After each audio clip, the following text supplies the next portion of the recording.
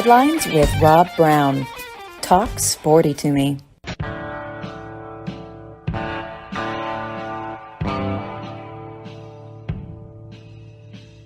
All right, Rob Browne, you on this Wednesday morning, middle of the week. It's a great day. You know, there's all these people that bitch and moan about Monday mornings, and then they go, "Oh, Wednesday, it's hump day," and then people say, "Well, people will tell you every day why they shouldn't work today because." As Uncle Jed said on that famous episode of the Andy Griffith Show, why do today what you can do tomorrow? Tomorrow is the greatest day. I think every day is a great day. I wake up every day and say, 5 alive. It's going to be a great day. And it is. It is Wednesday. Another day. We're blessed to have lots to talk about. Jake Wimberly be joining us here in just a moment from the Afternoon Drive, ESPN 105.9 down in Jackson, Mississippi. We'll be joined after that by the pride of Gallion, Alabama, Marengo Academy over in the Black Belt of Alabama, architect from GMC Architecture up in Birmingham, Yann Cowart.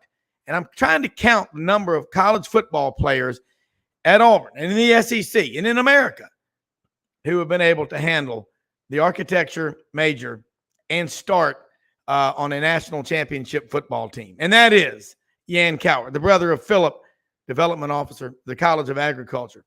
At Auburn. So we'll have him on here to talk about, again, what's going on. We're talking big time, $400 million. They're talking about spending in the swamp, $400 million at Neyland Stadium to make cosmetic repairs there. Don't tell me college football is in trouble because of NIL in the portal. Okay. Put that one to bed. If you want to repeat the negative, narrative, that's your right.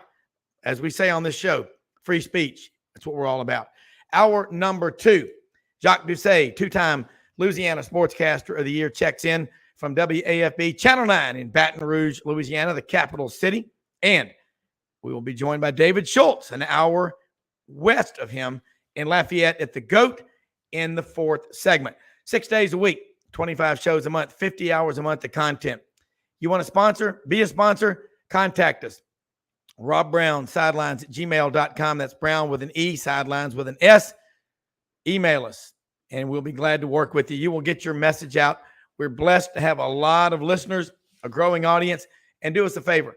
Follow us on Twitter at sidelines_live and subscribe to our YouTube channel as we continue to grow that. College football, basketball, baseball, hunting, fishing, all sports, outdoor sports, indoor sports. We love them all. We have great guests. So our salute today to our town of the day is Enterprise, Alabama, down in the Wiregrass. You ever been to Enterprise? It's a gigantic boll weevil on the town square in homage to the hard work of the College of Agriculture, the entomologists at Auburn. And I think they received a little help from those good folks over there in Starkville at Mississippi State because they don't like boll weevils either. But Enterprise, Alabama, you are our town of the day.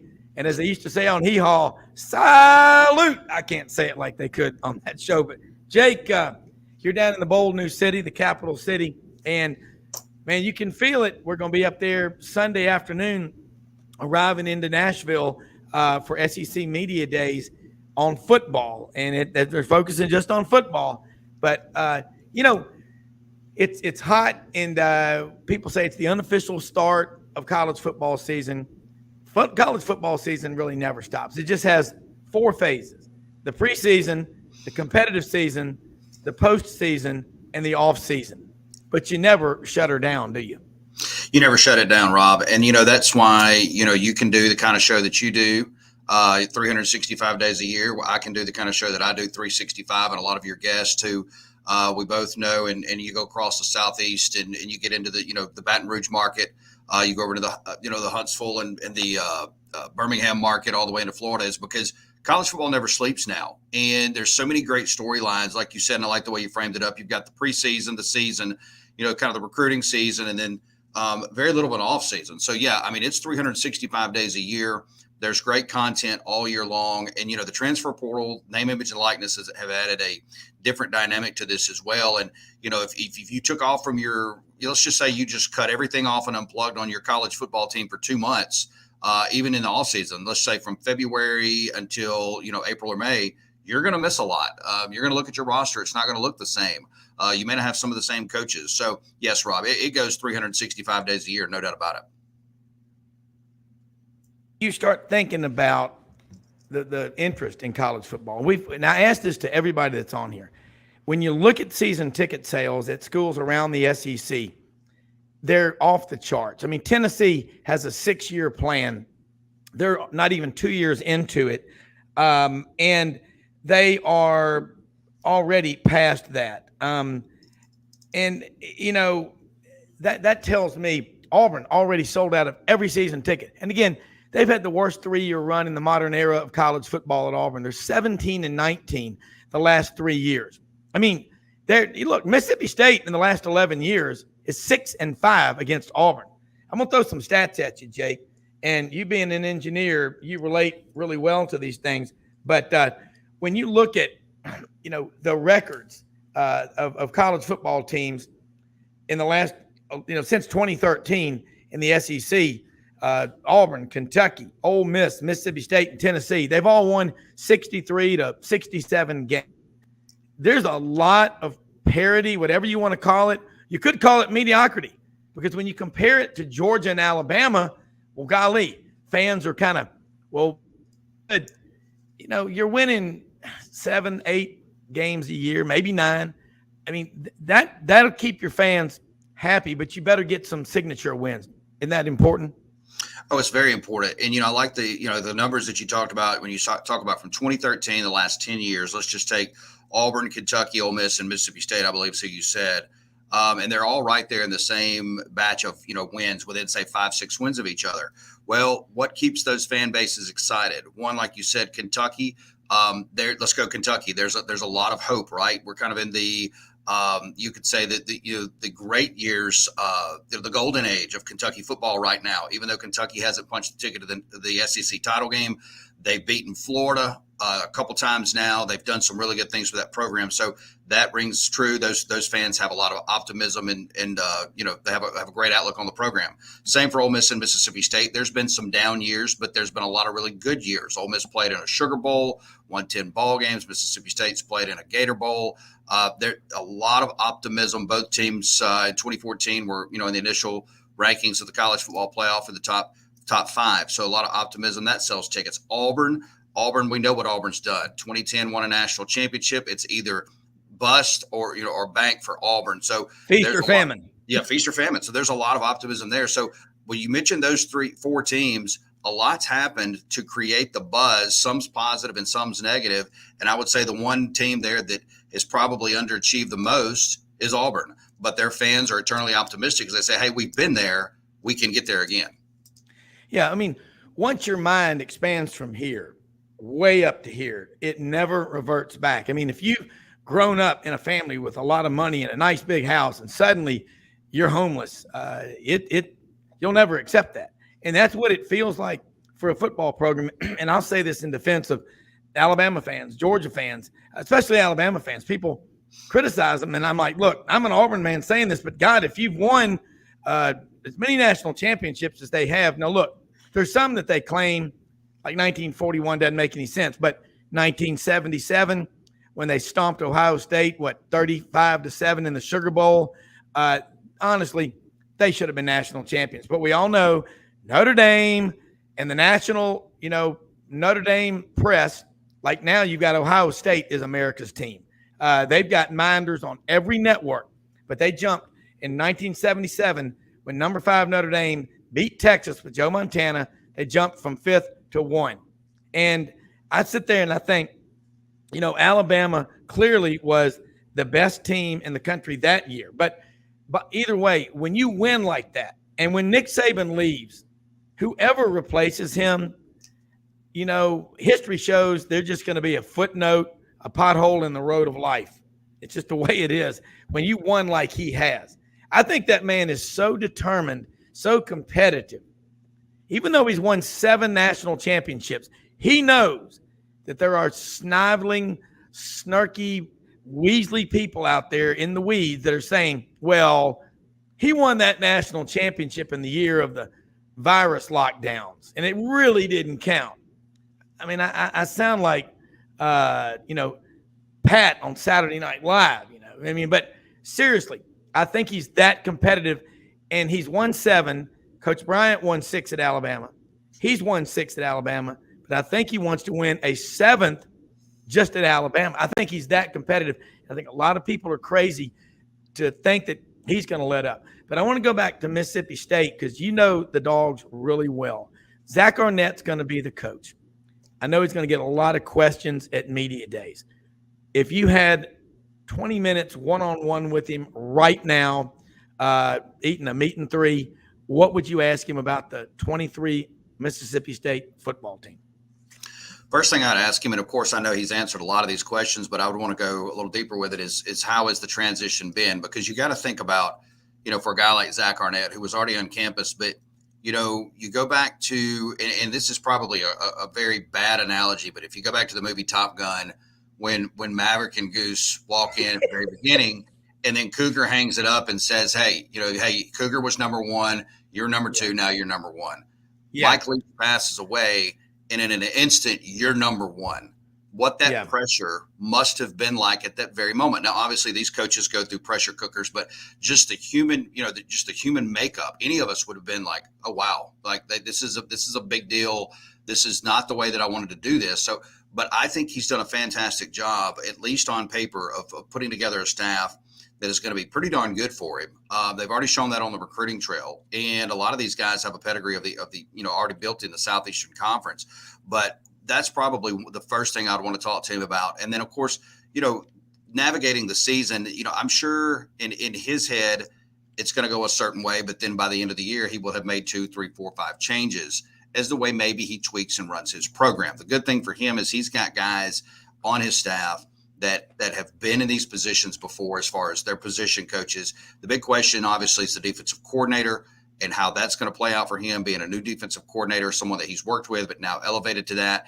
And then, can he give up those duties that he took on as a coordinator and then become a head coach? Same thing we're seeing down at Texas A&M, right? But on a larger scale. Yeah. Is Bobby Petrino going to get full reign of the offense? And, you speak of media days next week, and I know we're talking Mississippi State, but how quick do you think it's going to take one person to ask Jimbo Fisher, is he going to give his offense away to Bobby Petrino? And then conversely on that, how mad will he get when that question's asked?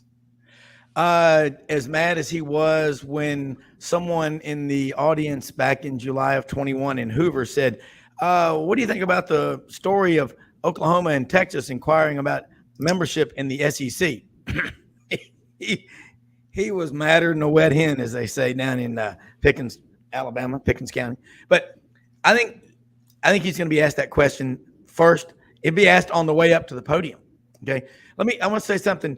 Also, pay our respects. Johnny Cooks. Bo Carter talked about him on the round table last Friday. He was a long-time SID at Mississippi State, 74 to 86, and still a Bulldog, and is writing a really cool book. I've read 91 pages of it, Tales of Mississippi State Athletics. And it's going to be a coffee table book that everybody's going to want. But Johnny Cooks, one of the greatest defensive players, not just at Mississippi State, but SEC college football history. Did you ever know him? I never got a chance to meet him. Obviously know all about him. He's one of the ones I did not get a chance to meet, but anybody that you talk to that knew him, never an ill word spoken. And obviously the football player is one part of it, but then when you talk about the human being that he was, phenomenal human being, and he will be sorely missed in Mississippi State circles and around college and NFL. Yeah. And you think about the legacy, and one thing about Mississippi State, and I always tell people, I've been to 52 games in Oxford over the years, 37 in Starkville. I've been to games even when they weren't playing Auburn. Those people down there, it's an ag school like Auburn, like Texas A&M. They love the dirt, and they love anything that is Mississippi State. And I reference this because I go back to in the late 90s when they went to a bowl game, the Peach Bowl, I guess, before it became – I think that maybe been what put it on the map. They took 25 or 30,000 fans to Atlanta. It's not that bad of a road trip. I get that. But they, in baseball, this year, they're struggling. They played Arkansas, that 3-game series. They got swept. I think there were 50,000 plus people there over the weekend.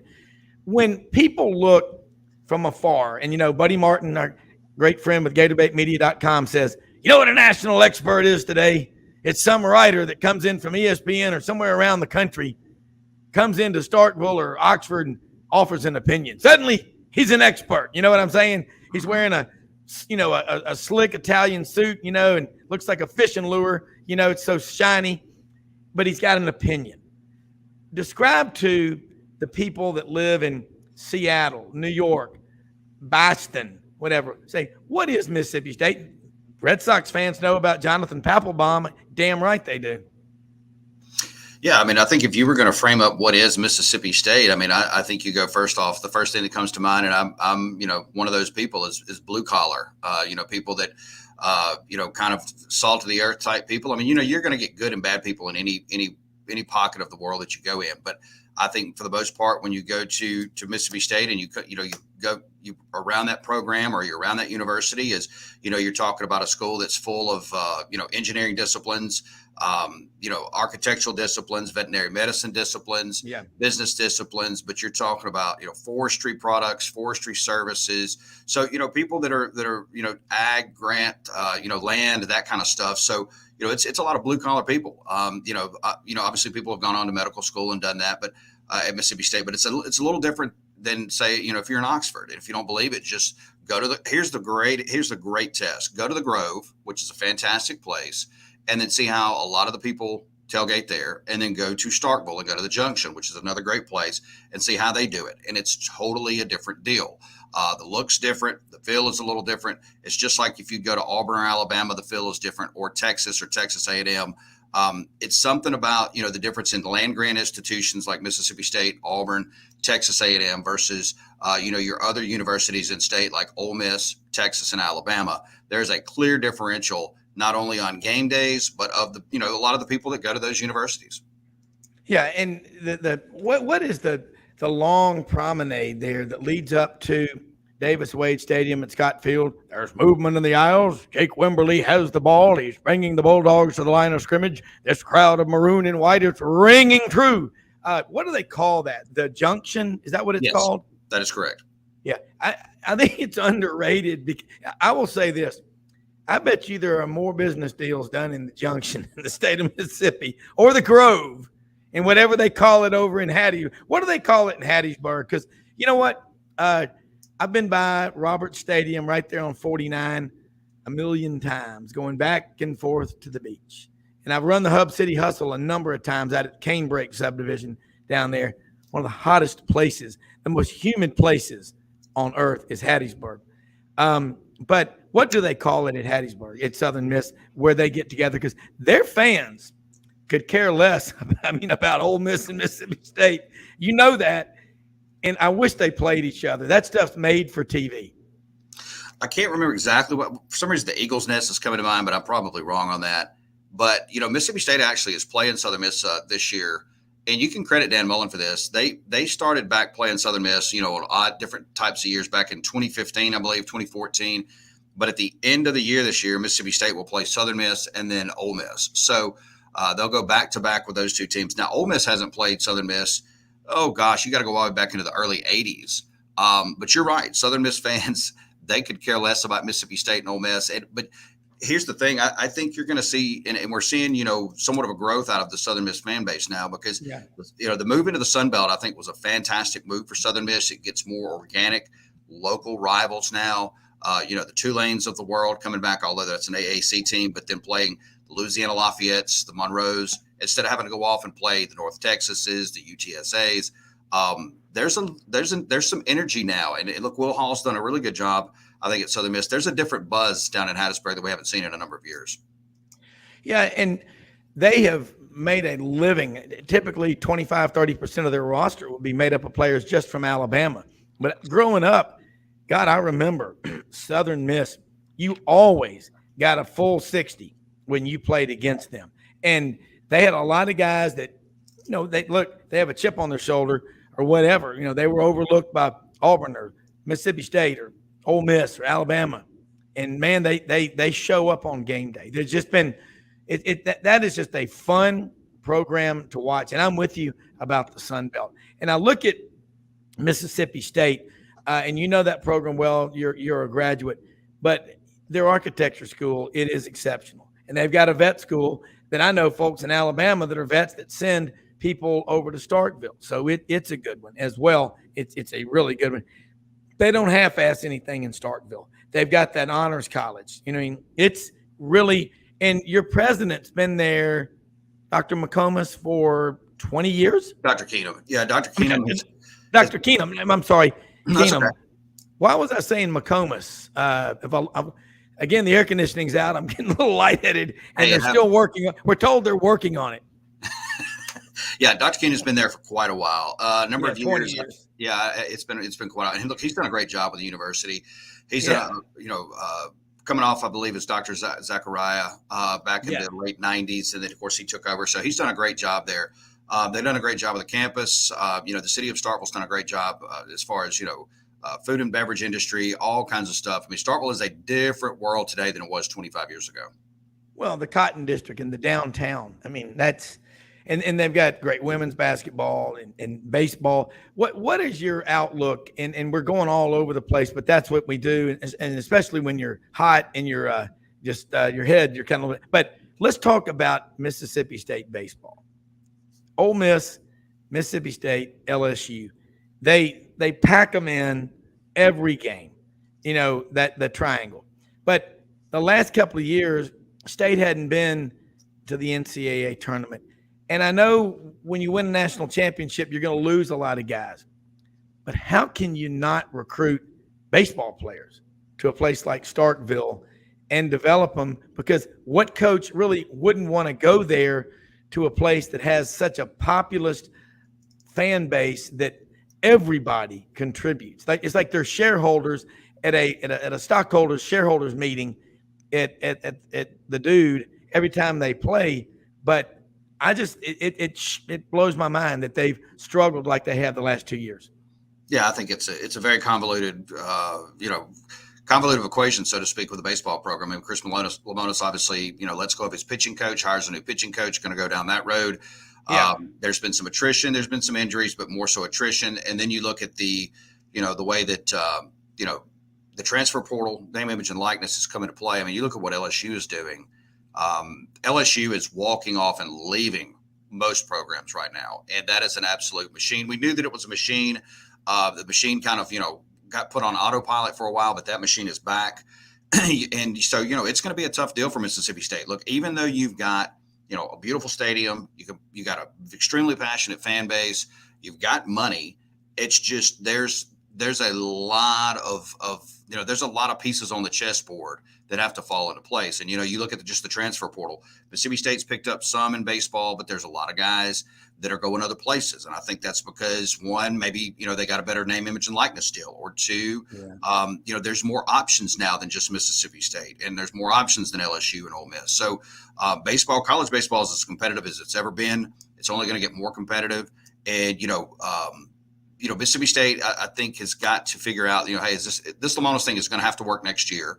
They're going to have to get back to postseason, whatever that looks like, or they're going to have to pivot and go a different direction. Because if they don't, regardless of the facilities, regardless of the history of the baseball program, the baseball sport and college baseball has gotten so competitive. You're going to have to pivot and you're going to have to make some moves. I think that's a great description, a great breakdown of what it is, because history, tradition, heroes matter. We know what NIL is. And again, the free market's going to correct it. When we hear these outrageous figures being supposedly offered to a recruit, which isn't supposed to happen because they hadn't even stepped foot on campus yet, it makes my stomach turn. So again, I know people that I manage their money.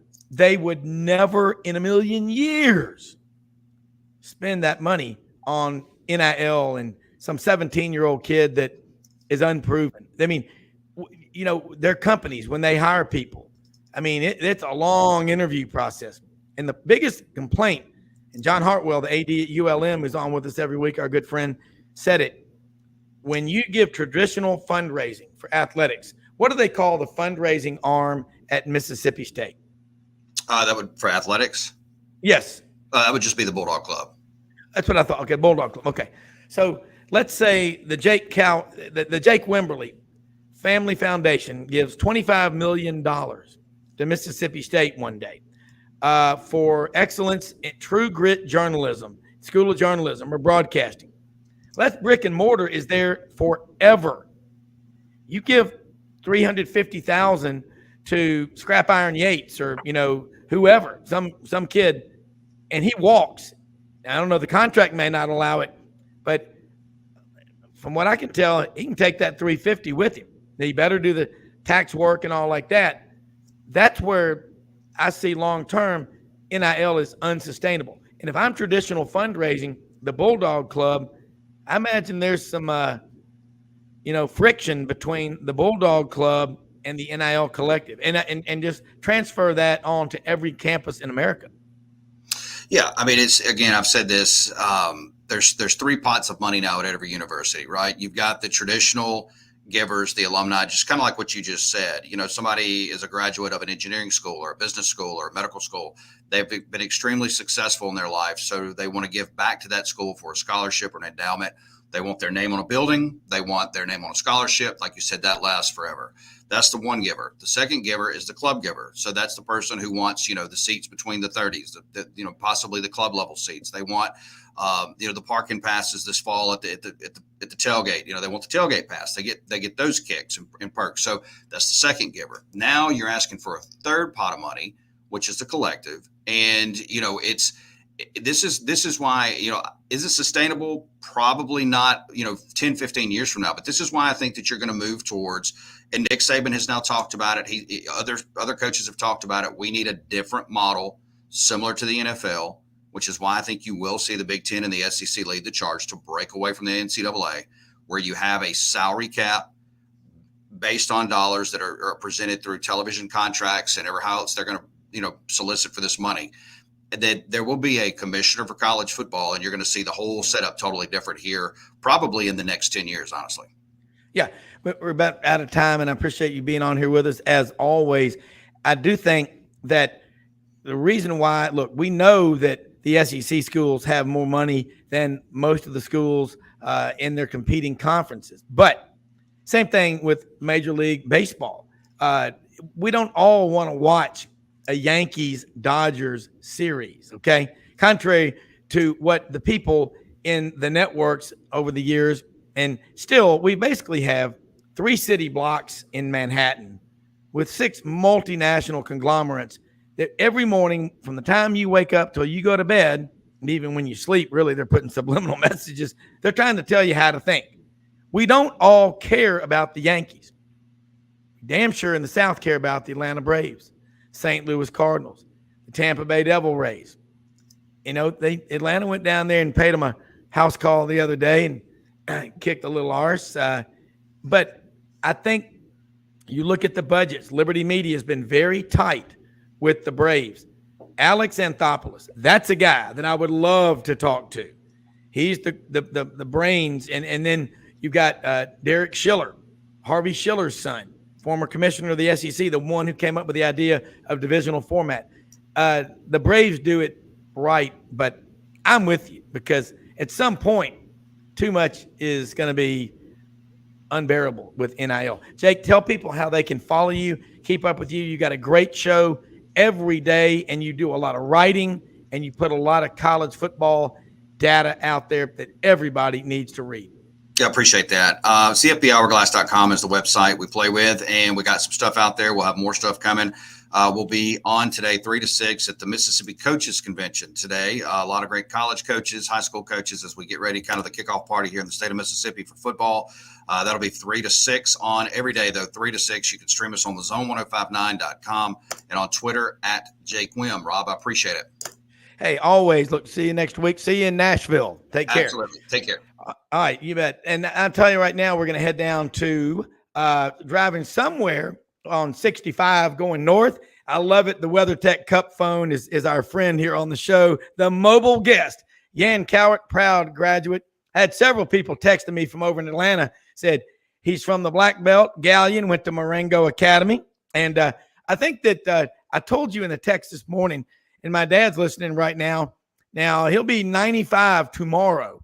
And he goes, he really likes you because of Mr. Sam Butner and him were at Auburn together. And Dad was a KA, Sam was a Sigma Nu, but loves you. I tell you what, you remind me a lot of him because you're very smart, but you're really approachable and you're down to earth. And I think a lot of people go, this guy is an architect, but he can talk to anybody. When you go around the country, GMC out of Birmingham, the facilities arms race, Barry Switzer one time said after a big Oklahoma win, and he had a lot of them, laying on the mat in the locker room with a bunch of guys piled on top of him, he said, about winning, he was asked by a reporter, championships. He goes, baby, too much is never enough. So the athletics facilities arms race, it's everywhere. What's next on the agenda for GMC? Well, hey, Rob, good morning to you, by the way, and please say hello to your dad. Will do. Yeah, I mean, it's just a continuum. I know we talked about it last week. Florida's fixing to spend, $400 million on a renovation of their stadium. There's new basketball practice facilities. It's going to be the next big push, I think. We've seen the football practice facilities. Now we're fixing to move to the basketball side of it, more of the pro model, independent gyms away from the arena, their own spots for both men and women. So that's coming. Your baseball stadiums, you get crowds like you get at Auburn at Plainsman Park, or at Georgia or Florida. We've got LSU, both teams in the SEC. It's strong. We got Texas and Oklahoma coming in. There's going to be a big push for a premium level of accommodation at these baseball stadiums, which a lot of them just don't have. They haven't been able to catch up, but they're, Auburn's fixing to redo one that to try to get back on the speed. That's just going to spur places like LSU and Mississippi's and Florida's to do more there, even theirs with theirs. So it's all around. It's not going to stop. NIL's got a little bit of an effect on it just because it's the same pool of money from a donor standpoint, but you got to have these spaces. You just can't compete without them. Yeah, and I agree with you. And you look at Auburn, John Cohen, the AD, coming from Mississippi State. Butch Thompson coached with him for 6 years on his staff when he was the head guy in Starkville. $32 million. That's a big deal. And I don't know if y'all are doing that job or not, but it's going to be a really, really it's a big upgrade. And that outfield, everybody wants to go in the outfield and bring their grill and cook out, cook venison, boudin, seafood, drink a lot of cold hams, beer, whatever they want to do. That is college baseball is booming in popularity. Now, you talked about basketball. I mean, here, the FedEx Forum, when the pyramid was built, and as an architect, you studied pyramids. And we built the pyramid. It opened up in the early 90s on Mud Island in Memphis. I'm sure you've seen it. It's now the Bass Pro Pyramid. Absolutely. Dad being an architect said, boy, let me tell you something. They taught us in architecture school from day one. Pyramids were built to bury the dead. And the higher that you climb up there, there's less office space unless you got a bunch of hunchbacks that can, fit in those offices. And so they built this pyramid with 19,000 seats. And let's face it, there's a few guys that go to the, games at the pyramid that look like junior samples that need 2 seats. So they built the FedEx Forum, and I think 2004 it opened. It's almost 20 years old, and it's hard to believe. But what is the shelf life of something like the FedEx Forum? And I don't know if y'all are talking to those people up there, but I think there's an Auburn guy that's pretty high up in the pecking order there. They're going to do something because they're about to say it's 20 years old. And again, what's the shelf life of a professional venue? Well, again, it's you just got a changing demographic. People go to sporting events now for social reasons as much as for sports reasons, right? So, yeah. And those were 20 years ago. You were talking about just getting capacity. You wanted to be as big as at Knoxville. You wanted to be as big as Rupp. Over 20,000 seats. Well, that ain't the ticket. Those seats way up high, you just can't even see the game, and you certainly can't engage with other people from up there. So, what's happening is that they're tearing out seats. They're putting in premium suites to sell to corporate sponsors. They're looking for corporate sponsors to put their names on these buildings.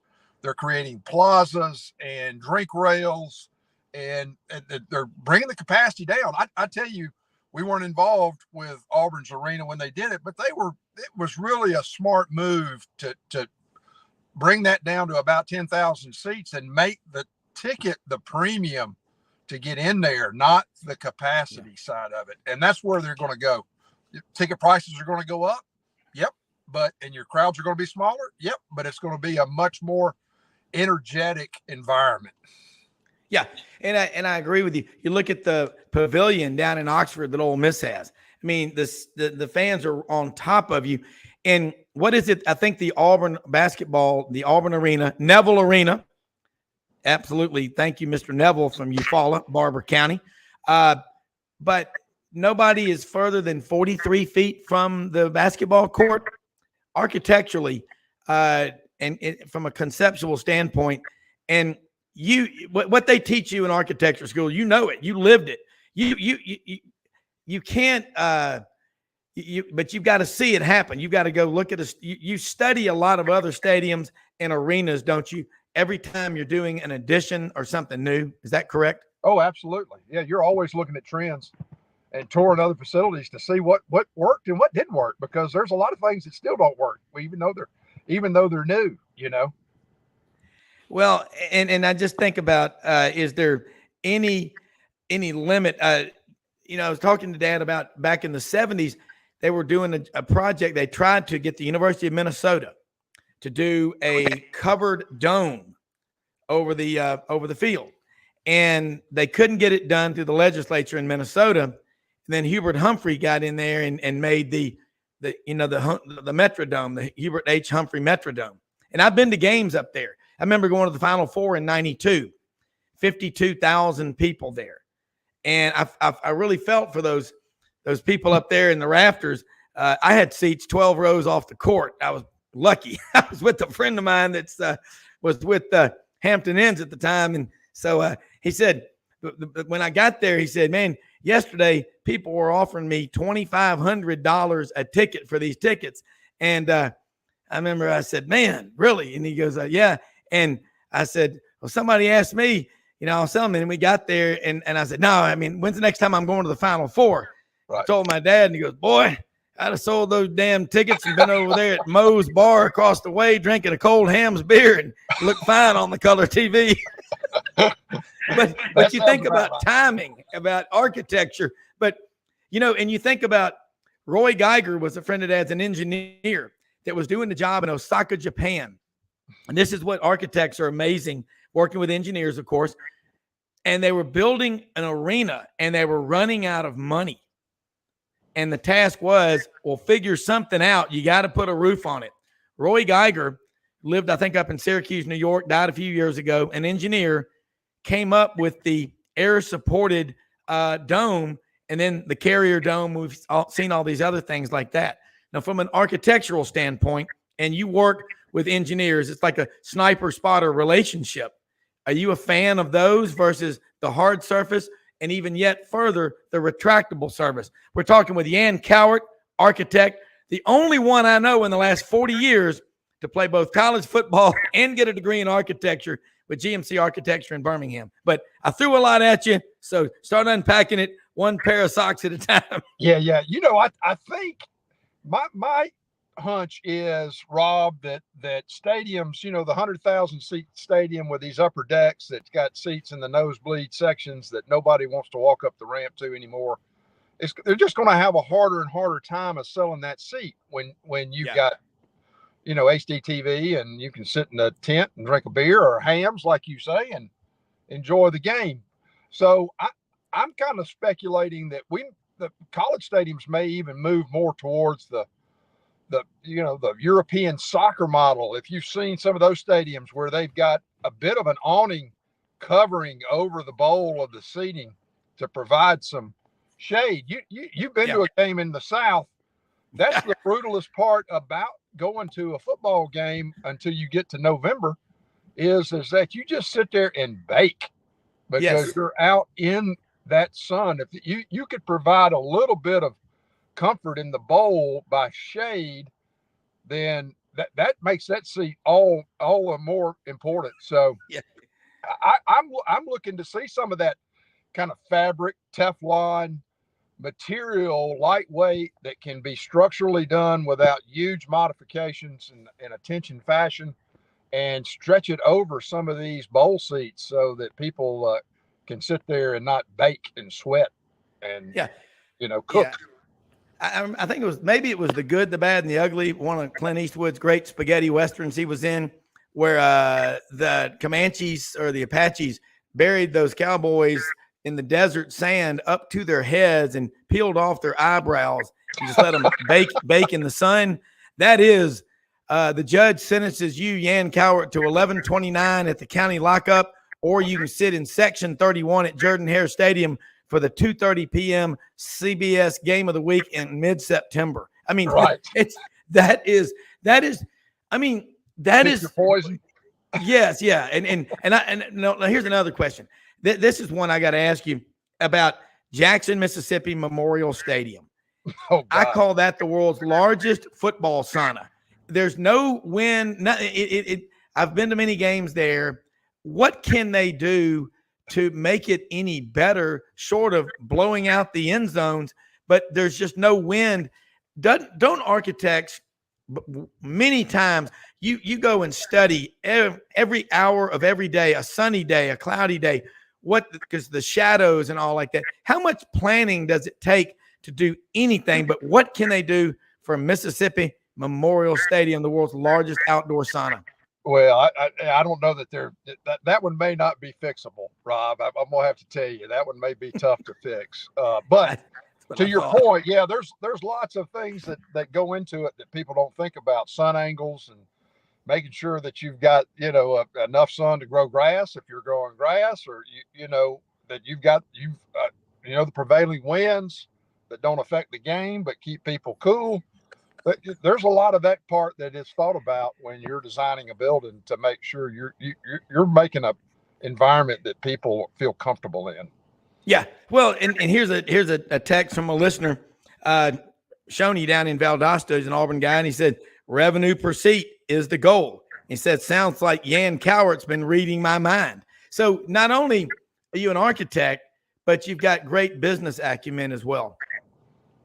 Well, yeah. I mean, again, you're just not going to be able. People's mannerisms have just changed. Our culture has changed. Yeah, and you've got to adjust to that. You can't build stadiums to the mindset of the 1970s. That just doesn't work anymore. So you've got to adjust to that, or you will create a monument like Jackson Memorial Stadium that is unfixable. Yeah. I mean, I think about that. I've been to Rome. I've been to the Colosseum over there. I just think a crowd of 50,000 on hand. Oh, here we go. And that's Mississippi Memorial Stadium is a dinosaur. Talking about Rome, just to interrupt you a second, Rob. Yeah. That the Colosseum actually had a retractable roof on it as part of the original design. Wow. Well, Dad said they invented rebar, reinforced concrete. That's right. And they were close to electricity before the Roman Empire fell. And you know that all roads lead to Rome in the Appian Way. But when you go to Europe, the roads that they built, they're still in use. Yep. And I think about the day I graduated, no lie, Tom Tillman was the university architect at Auburn. Yeah. And he used to work for Dad in Memphis at G&B or BWB. After graduation, I'm the only guy in history whose father said, boy, I need a few minutes of your time. I think I've earned it for the last 6 years of college, and one more, you'd have been a doctor. We went over to Jordan-Hare Stadium with Tom Tillman. I'm not kidding. My mother goes, I don't believe we're doing this. We should be celebrating. And had me measure seats in the stadium because he had this idea of lowering 10 to 12 rows down the field to make it like the swamp, just oppressively difficult and even louder. And we looked in there, and I'm like, so in the middle of this, I asked Tom Tillman, I said, man, I used to be right here in section 14 in the drunk tank when I was a pledge, and I said, I remember At the Auburn-Georgia game in 1982, Lionel James peeled off an 87-yard touchdown run from the backed up at our own 13-yard line, and it was unbelievable. And I know I'd had a few drinks, more than a few, but I swear to you that end zone was rocking and shaking. And he said, of course, concrete has no tensile strength, and there's some natural sway built into the stadium. That's true. Isn't that? How do you calculate for that, Yann? Well, that's more on the structural. We're getting real technical. Yeah, that's more on the structural engineering side. But there are tolerances that you can withstand. Yeah. You got to let that thing breathe a little bit, or it's just going to crack. Yeah, it is. Here's another one from a Texas fan. Says, talking about hot, try Darrell K. Royal Memorial Stadium in Austin, Texas. The 11 o'clock Fox. I know how hot it is. Yeah, I was there in 1984, but I also remember was how windy it was. Yeah. It was a night game, remember? And we had commandeered an RV, about 8 of us, and met in Mobile and drove out there and made a huge sign before the game. I told this to some people at the Lyndon Johnson Library. And the orange and blue paint went through and covered up all over it. And we, the statutes of limitations are out. That was a hell of a game, but that's one of the hottest places. Also said that UT lowered the north end zone seats around 2,000. They did that and made it louder. So, right. You're doing work all over America. Are you doing any of that work with soccer stadiums? Because the roof, the retractable roofs, to me, I want to be outside. And when you look at those luxury suites at Auburn, it's like the boy in the bubble. You're in there, people are cheering. They look like French mimes. You can't hear them. Right. What about opening up those windows? Yeah, we're not currently working on any soccer stadium. Certainly doing some stuff on some baseball, softball, and football facilities. But yeah, the suites at Auburn are a bad deal without having connectivity to the field like that. Yeah. That's just really not done anymore. You're going to have outside access to get there. People want to be able to enjoy the crowd and hear the noise. Yeah, I want to get into that when we come back because I've got several questions. There are a lot of them coming in. We're going to take a quick commercial break. We're talking with Yann Cowart, architect, GMC Architecture in Birmingham. Hey, the sports authority on athletic facilities right after this.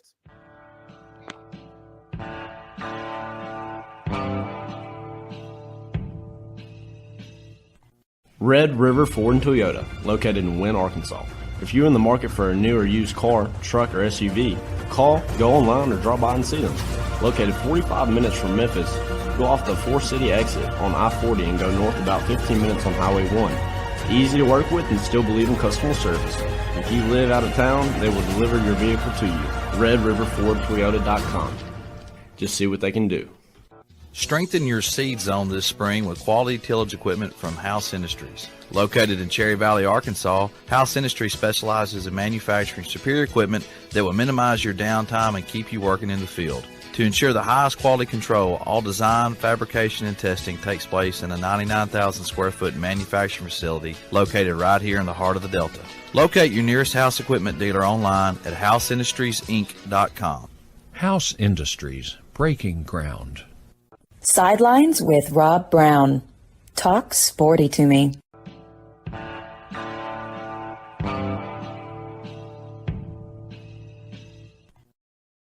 Browne back with Yann Cowart, driving north from Fairhope, I guess to Montgomery or Birmingham or maybe to Gallion. But something else, South End Zone was recently built at Darrell K. Royal Memorial Stadium in Austin. Horn's diagram, but opponents call it the great. I can't say the word. And I'm sure this guy's brother was an All-American football player at Auburn. I'm just going to say that. He said, and I'm sure the latest architectural improvements were included. Debuted for the Bama game. Wow, it almost got me on that one. But anyway, horns down, man. Let's let your imagination go wild. Yann, I was talking to my wife, Audrey, during the break, and the Roman, how smart they were. It was just unbelievable. Like they were that close to electricity, but a retractable roof over the Roman Coliseum and the strength of using concrete. It's amazing. But I want to ask you now, when you do a job like the 400 million they're talking about, I'm sure y'all will go in to try to get that job at Florida. You'll try to go get the one up at Tennessee. $400 million. I doubt that's going to be paid for by, money out of the alumni slush fund. Is that a public finance opportunity for municipal bonds, revenue bonds, tax-free, where people, because it's easy to sell those, people saying, man, you want to buy a block of 500 bonds for the new stadium at Florida, and if you're a Florida resident, you get federal and state tax-free interest?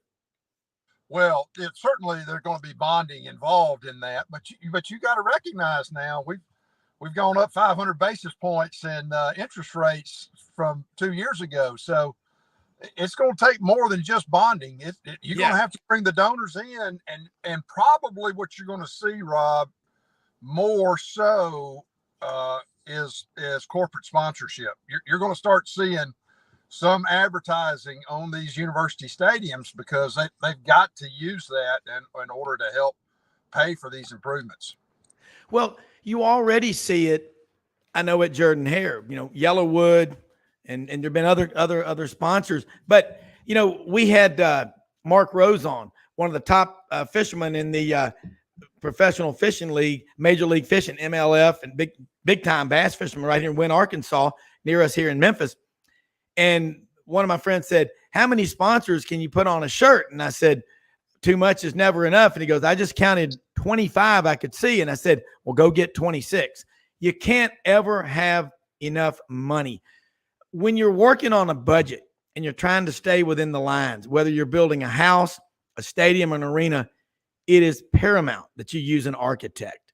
My dad had this great statue made for him one time. On one side was the builder in a loud Madras jacket with bright green pants and some pink shirt and white bucks. And on the other side is the architect, in a check plaid shirt and corduroy pants. And in the middle is the banker. And he's like, ah! It's one of the greatest statues ever seen, but it's true. Oh, I do. Well, I tell you, Rob, I'm in the process of building a house. I've never built a house before. Yeah. And I've only designed a couple. Yeah. And I've worked on $100 million projects, and damn if this thing ain't about to wear me out. Yeah. Well, I mean, it's like my dad. I'd go home to college, my mom and dad, for 2 weeks. I'd go back from Thanksgiving to Christmas break and come home. My stereo would still be on, the volume be all the way down. I go, Dad, you can design a 100-story building and do this. He goes, boy, they didn't teach us about stereos in Dudley Hall. but yeah, and I got to say this. When bottom line is, the reason GMC Architecture is getting the jobs that they are is because you have an athletic background. And I want to say this real quick to you as a walk-on. I mean, how hard it was. 82, 3, 4, and 5. Those are your years. But you also, did you have a fifth year for architecture? Yeah, actually, it took me 6 years to get out of architecture school. Yeah. Because I played football.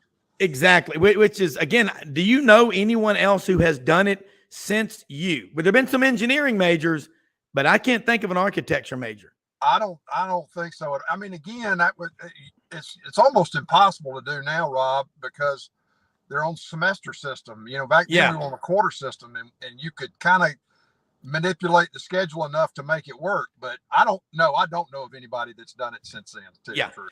All right, there's another question for you. We got a few more minutes before we let you go, and I really appreciate you being on here with us. Look forward to your next visit, because I get a lot of people going, man, it's good to have somebody that can weigh in and make sense out of this facilities arms race, which just keeps heating up. But for NIL opportunities, I have a theory, and I've got friends that have played for Auburn a lot, obviously, Alabama, Ole Miss, scholarship, some of them walk on.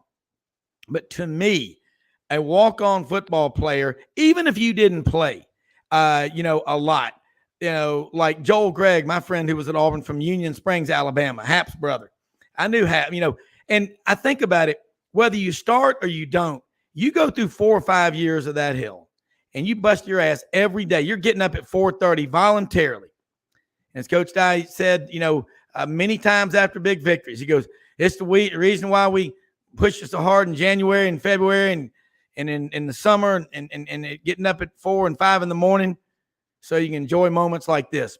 To me, I think if a young man, young woman plays sports, and even if they don't start, and they do it 4 or 5 years and they I walk in their office and I see that letter on the wall, I'm going to go, wait a minute, you're telling me you went through 5 years of that, never started, you ran out on the field and hugged your family at senior day? Yes, sir.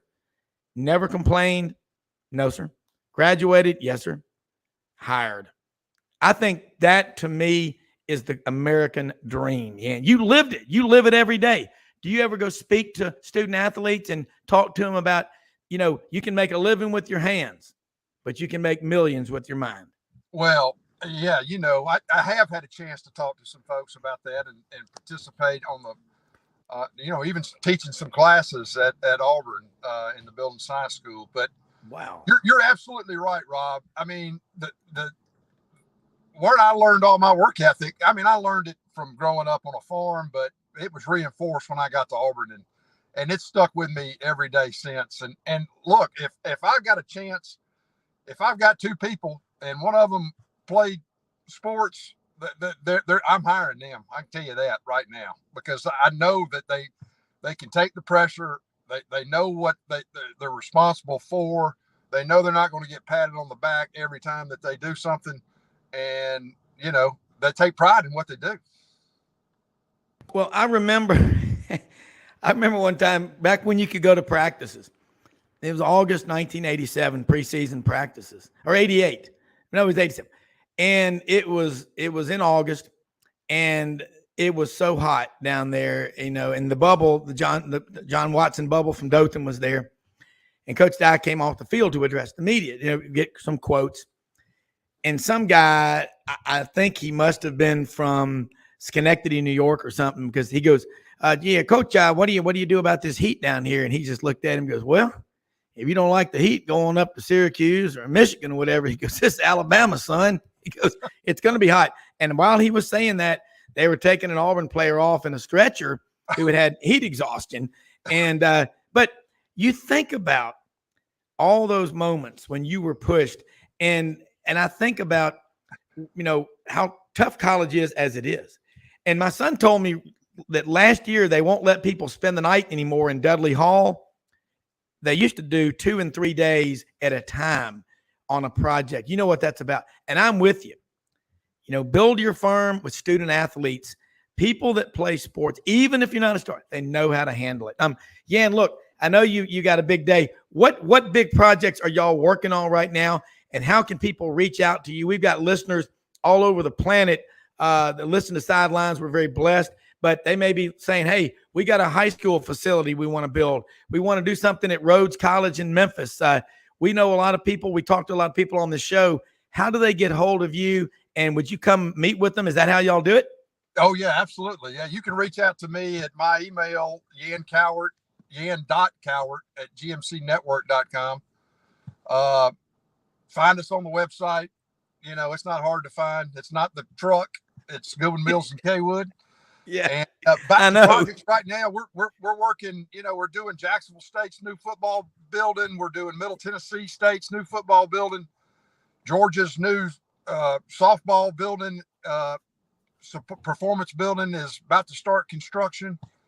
We're working on finishing a practice pavilion at Georgia Southern, and a lot of other projects that are kind of in the design tails that I can't talk about right now. So yeah, absolutely. Look, but we will be getting in touch with you again in the next couple of weeks. Again, I think you're right. It's revenue per seat, putting lazy boys and couches up there.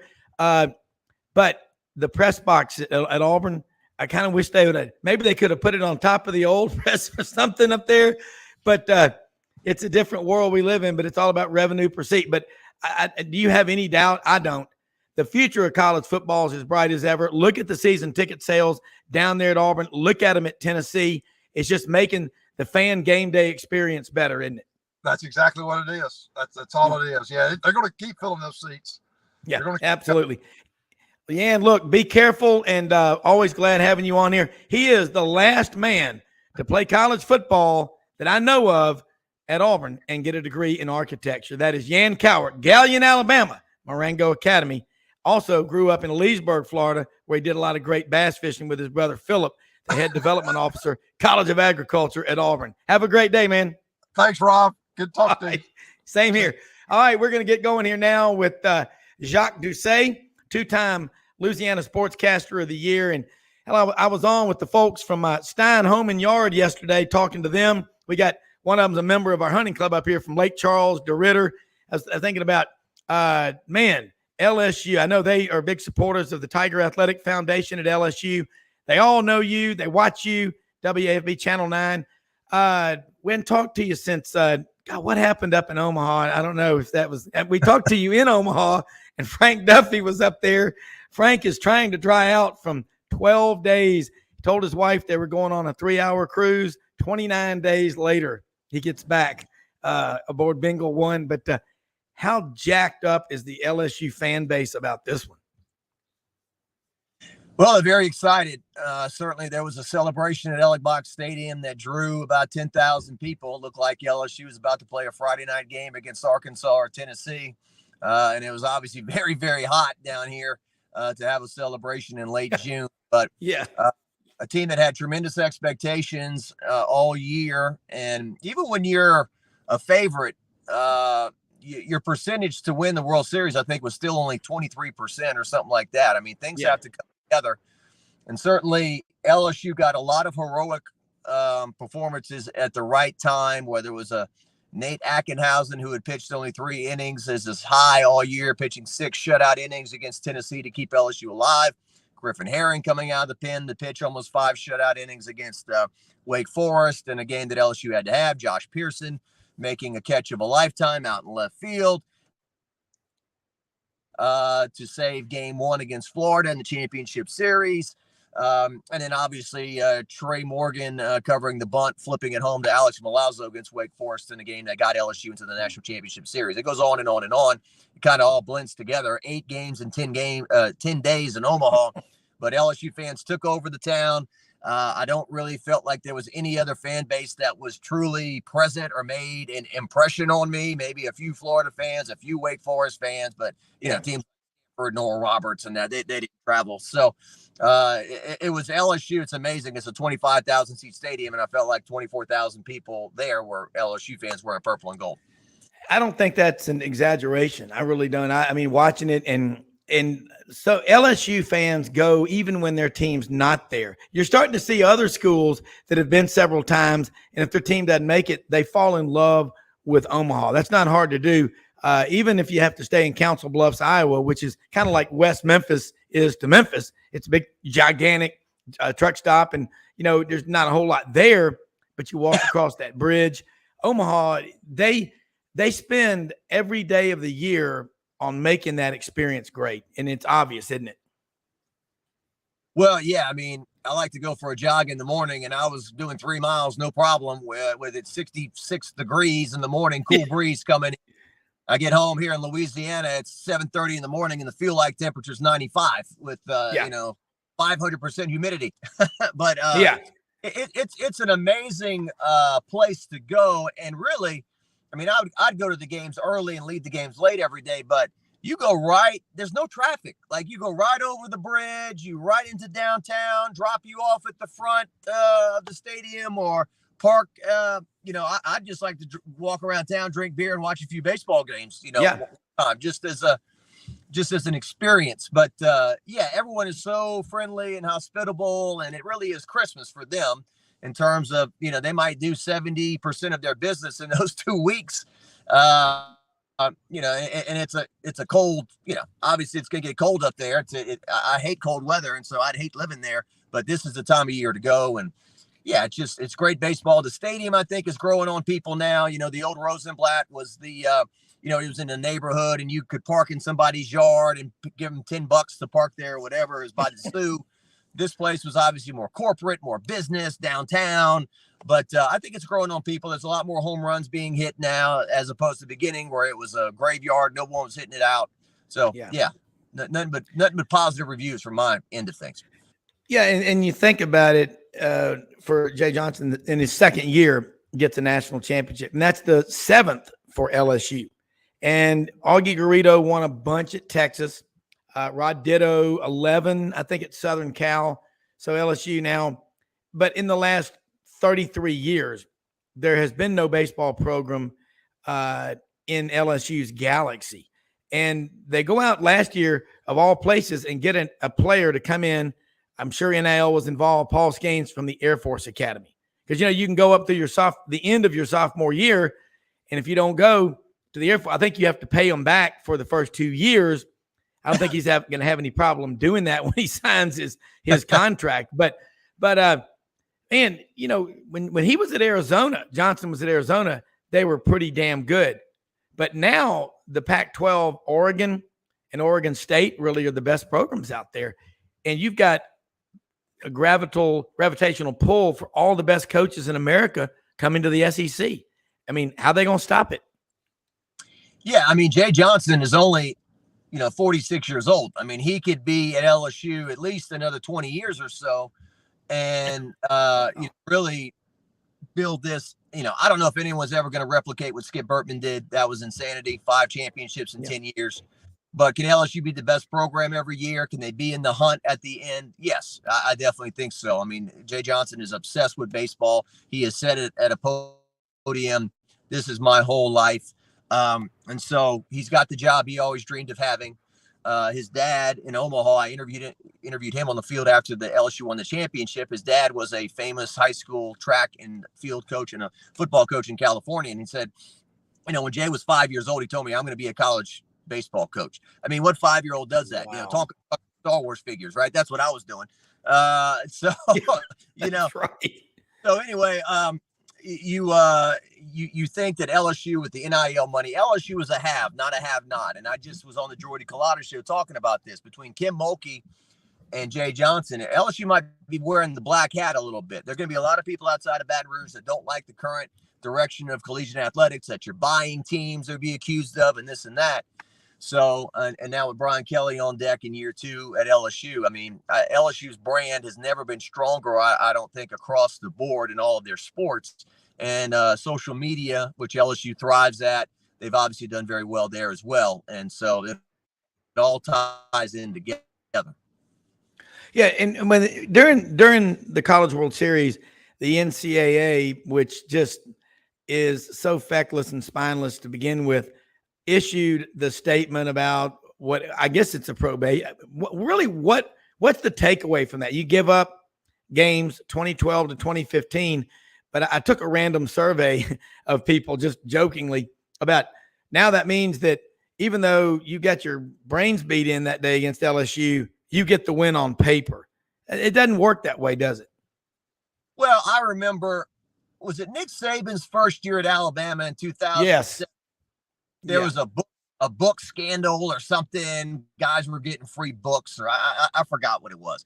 And so they said that we're going to vacate Saban's 7 wins that year. Well, every time I watched an Alabama game on CBS or ESPN, and they put his record up, they never took those 7 wins away. They were always up there. Now, I think in Les Miles' case, it's going to be a little bit more detrimental to him because it's going to drop him below 60% winning percentage. And you have to have that to get into the College Football Hall of Fame. And look, Les, when he was fired from LSU, I think the consensus on Les was that he was a very good, solid college football coach who was quirky and funny, but he was a bit stubborn, and that led to his eventual downfall.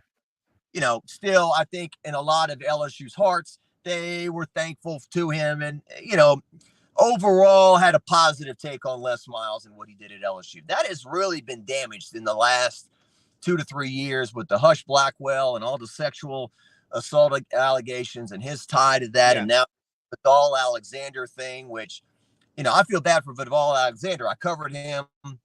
He was a good guy, had a smile, good personality.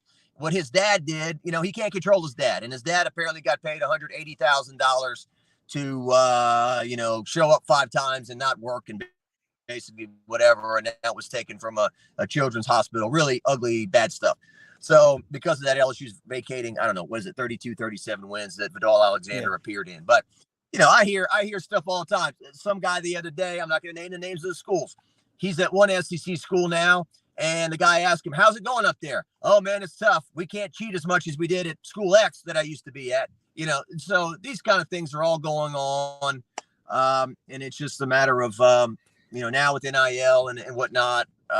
Is anything going to be policed? And I think at SEC football media days, that's going to be something that comes up with Greg Sankey, the commissioner. He's been saying over and over again, we need a uniform under one umbrella rule for NIL. We can't have individual states trying to police this stuff. So that's a lot of rambling for you there, but that's that's just, it makes sense. Jacques, I'll say this to you. You go back to what the SEC stance was on the state flags of Mississippi and Georgia. They weren't going to let any conference championships go to those places.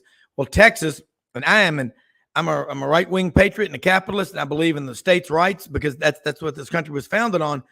But Texas is saying we're going to do whatever the hell we want to. Well, especially when you got the kind of money that they have, a $42 billion endowment at Texas, almost $19 billion at Texas A&M. And so last week when Cam Coleman on the 4th of July, number one player in Alabama, Phoenix City Central, who was being recruited by Auburn, Alabama, LSU, Clemson, bam, goes to Texas A&M. And all kind of rumors and innuendo about NIL and all that stuff. Not saying they did anything wrong. Texas is saying we're going to do whatever we want to. That's the question, the $1 million question to ask Greg Sankey, and I'll be there at media days. And if I don't ask it first, someone will, but can they exert pressure like that on Texas and say, look, although you have your own state law, you're a member of this conference. Can they do that, and will they do it? That's the question, Jacques. I don't know. You've got to think, what is the SEC willing to do? They're bringing in Texas A&M already, and now they're bringing in Texas, but they've got their own rule, which is going to be tough to compete against. Question. Okay. Well, Jacques, we lost him there for a second, but everybody listening and watching, Texas has their own rule, and it is going to be very difficult to try to rein them in with all of the money that A&M and Texas have. And Oklahoma's got a lot of money. Look, all the schools have money. How much are they willing to spend on NIL? I mean, that's the thing. And you got to say, what are you willing to do? And bottom line, it's tough. And Jacques, I'm saying about what kind of pressure can the SEC office put on the state of Texas with A&M coming in already there and Texas coming in and saying, yeah, you may have your own state rule, but you're a member of the Southeastern Conference, and here's our rule. You better follow it. Do you think they want to get in that fight? Yeah, I'm sorry.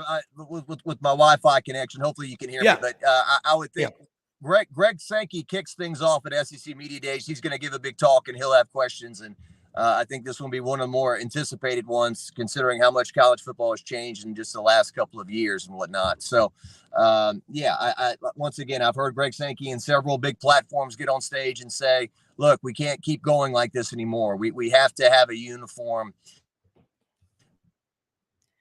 Yeah. Well, we got to have a uniform rule. Presentation. Yeah, and you're breaking up a little bit, but I think I know what you're saying. You can't just if in Major League Sports, what if Bill Gates decides I'm a big Seattle Seahawks fan, and he spends all of his money that he's got, close to $100 billion, on players for the Seahawks? They put the salary caps. Everybody talks about, these guys are pros. They're not. It's a difficult challenge. Okay. Well, while we're working through this, and hopefully,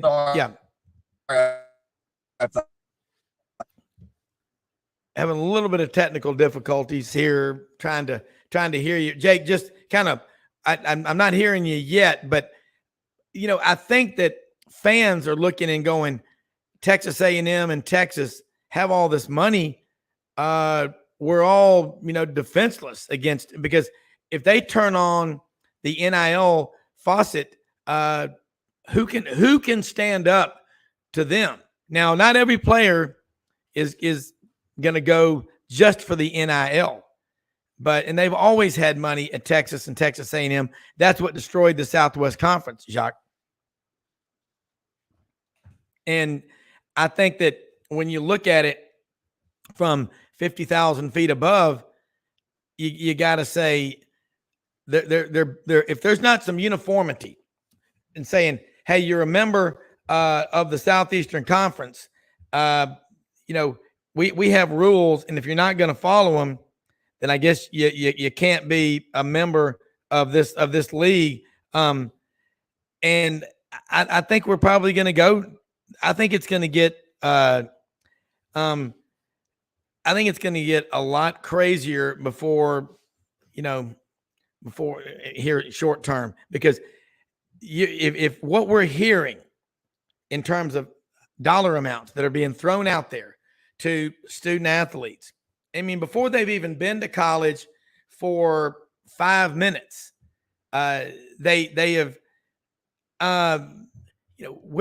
if someone, let's say someone's getting $1 million NIL, how many, let's say, with the portal, everything's changed. You might sign 15 kids out of high school and take 10 out of the portal. And most schools don't sign an even 25 every year. You can only have 85 scholarship players. And when you have those 85 scholarship players, every year there's attrition. There's guys that quit, get injured, and they leave. But the money, I cannot imagine any college football team in America having boosters that are, that obsessed to where they would spend $1 million plus on 25 players. Jacques, that's better. Yeah. All right. Okay. We'll give this a try. I don't know. I was having some problems. That's perfect. Thank you. I appreciate you working through it, because it happened to us the other day. We had a sunspots or something hit us, and we were going. Yeah, but you're fine. Okay. All right. Well, good deal. I think when we lost connection a while ago, we were just talking about the SEC and Greg Sankey, the commissioner, and we were having this conversation a while ago. When Greg Sankey became the commissioner, he didn't strike me as being a gangster. He kind of came in, I don't want to use the word nerdy, but the guy that had been in the Southern Conference and this and that. But he really has, since he's gotten there, the SEC's made some big moves in terms of, taking Texas and Oklahoma away from the Big 12 there and adding them to the SEC. I still remember when that news broke. It was at SEC Media Days. And everyone started running around scurrying. I think that might have been 2021 that all went down. Yeah, in Hoover. Yeah. In Hoover, right after our first SEC Media Days after COVID, because in 2020 it was canceled. That was huge news, and all the other things that the SEC continues to do in terms of trying to take over athletics. So, and I looked at it this year. They released a list of all the players and coaches. I mean, there's obviously some good players that are going to be attending, but I don't know. There's not really any of those Tim Tebow, Johnny Manziel, Leonard Fournette types, Tyrann Mathieu, or whatever, that really are the showstoppers and Steelers. I think that, your coaches are truly your stars. And certainly we had a stretch with the Steve Spurriers and whatnot of the world. But now with, all the coaches from Nick Saban to Brian Kelly to Kirby Smart, obviously, Jimbo Fisher, goes on and on. The coaches really are the draw, it appears. Yeah.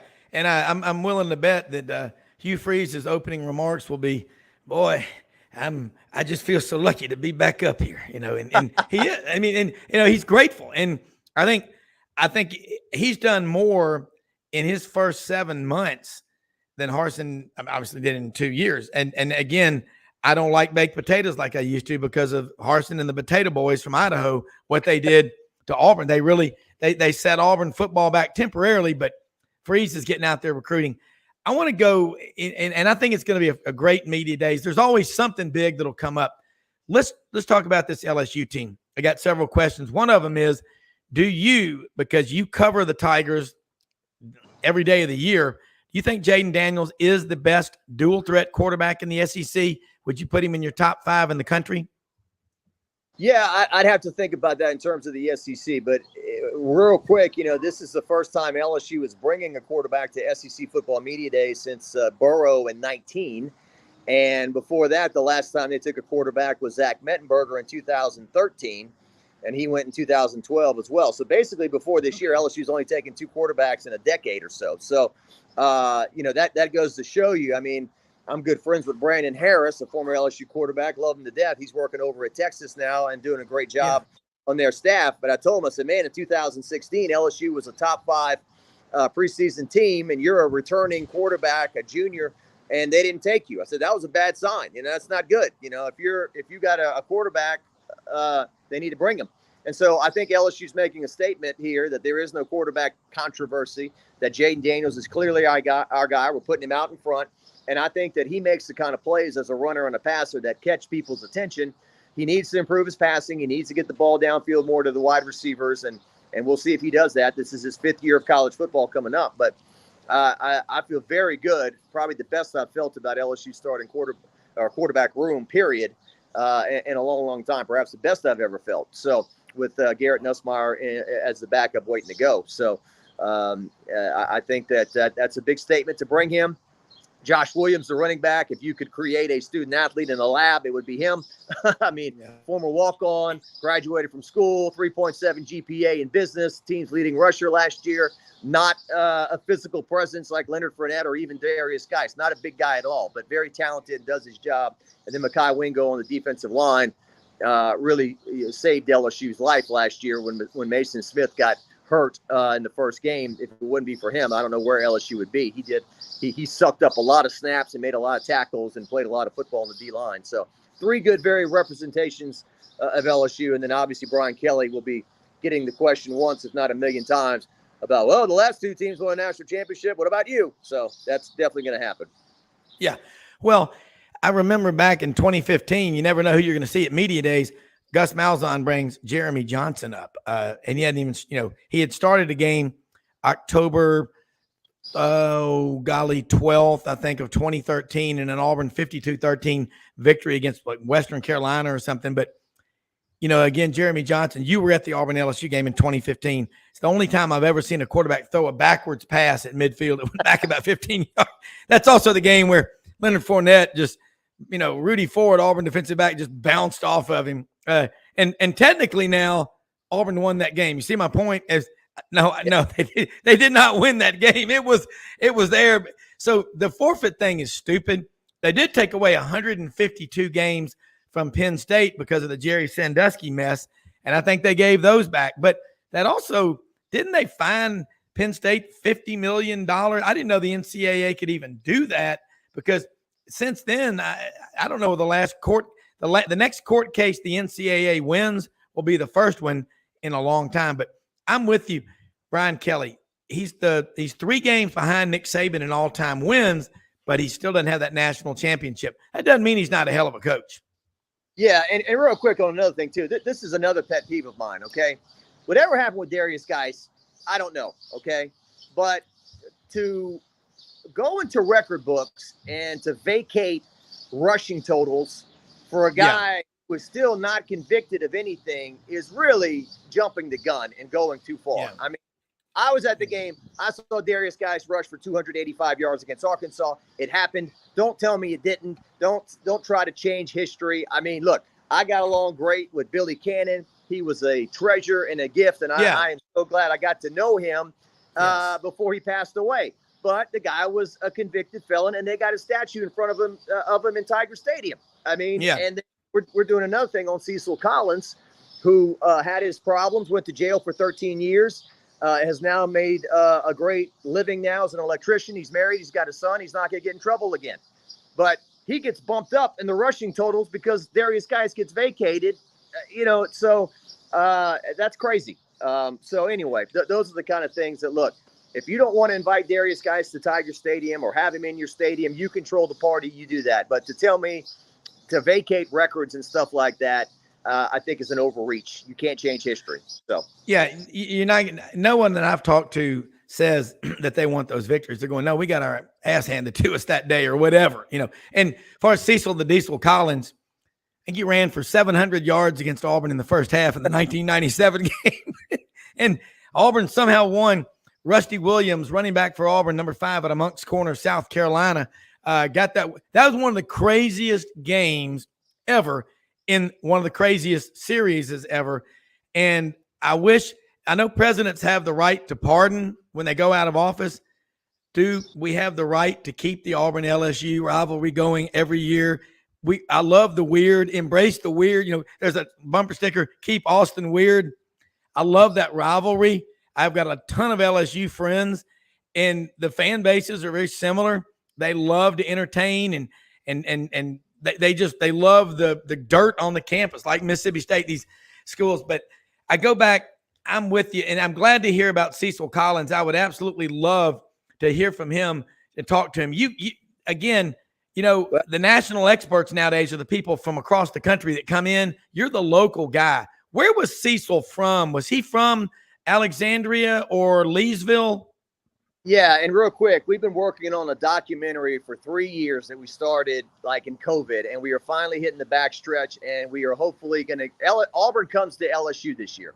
And so we're looking forward to getting that done and having it online and for people to watch in October this year. But we have shot, 12, 13 interviews, including Cecil Collins, his wife, Jerry DiNardo, Kevin Falk, Rohan Day, all these people that knew Cecil, Jack Marucci, and just going back to recap that a guy that had played 3.5 games at LSU is still remembered to this day and is called by Booger McFarland and Todd McClure and whatnot the greatest running back they'd ever seen.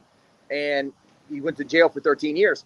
And so, it was Leesville, Louisiana, where he was from. And he was part of a three-headed monster at LSU at running back that included Kevin Falk, who was still the school's all-time leading rusher, and Rondale Mealy, who was no slouch himself. So, that game he ran for, I think it was 243 or something in the game. Yep. And there was a 3rd and 2 in the game, and LSU decided to call a rollout pass in the 4th quarter instead of giving it to Cecil Collins twice. And then, long story short, Damian Craig leads Auburn down the field for the game winner. So, great game. Yeah, and you know what else? As I remember, you remember Sherman Williams out of Blount in Mobile. Sherman Williams got in some trouble, went to the federal prison over around Forest City, Arkansas for 13 years, I think. And a friend of mine that knows him said he would listen to sports talk radio every day. That kind of kept him going. So blow your mind. But he's working with David Palmer now, the Deuce. They're doing a lot of stuff. But good for Cecil Collins. You know what? Whatever he did, he paid, 13 years of his life. When will that documentary be released? And I'll let you go. And as always, thank you so much for taking time out of your day. I know you've probably been up working out, and you'll go into the studio for another 12 hours of fun. Well, I'm about to work out, Rob. You got me worked up now. I got my blood pumping. So here we go. But that's going to come out. We think we are shooting a few final interviews here, and we're looking to put that out in October. We started working on it during COVID when the world got shut down. And we've been to Houston to shoot things with Cecil. I think Cecil has been out of prison since at least 2012, 13. So, and that's a whole nother discussion. The fact that he went to prison 13 years for that, when there's people out there that hit people with their cars and kill them and go to prison for a year or two, when, Cecil kind of some trespassing and some stuff that got him in trouble that he had an issue with. But we're looking to get that out in October. And certainly I think we're trying to get it out around the LSU Auburn game in Tiger Stadium, because obviously that was when he took the world by storm and looked like the best running back in the country and the Heisman Trophy candidate. A couple weeks later, he breaks his leg against Vanderbilt and kind of disappeared after that. So, it'll be coming out this fall. Looking forward to it. And they follow you, WAFB Channel 9, Baton Rouge, and Twitter. You're all over the place. And you're going to SEC Media Days, correct? Yeah, I'm going to drive up there on Sunday to Nashville. Yeah. All right. Going to be fun. Hey, thank you so much. Always appreciate your time. Got a ton of respect for you. Looking forward to hearing about Cecil Collins. I think he's one of the most asked about people. And the odds of you bringing that up today, that's why I love having you on, because I love to hear his story. Thanks so much. Thank you, Rob. See you in Nashville, brother. All right, take care. Have a safe trip. We're going to take a quick break on Sidelines Wednesday edition. Be right back. Head over to Lafayette. Talk to David Schultz at the GOAT right after this on Wednesday.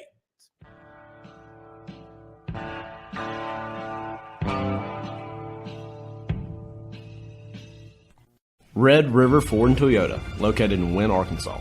If you're in the market for a new or used car, truck, or SUV, call, go online, or drop by and see them. Located 45 minutes from Memphis, go off the 4 City exit on I-40 and go north about 15 minutes on Highway 1. Easy to work with and still believe in customer service.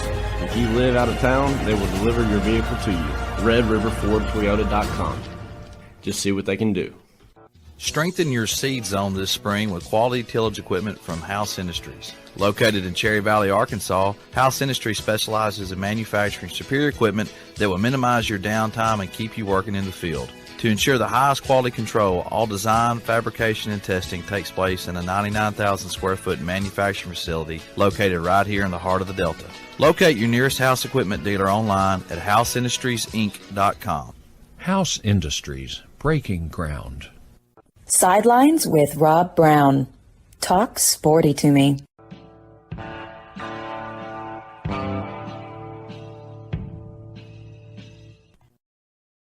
All right, we'll be joined by David Schultz here in just a minute.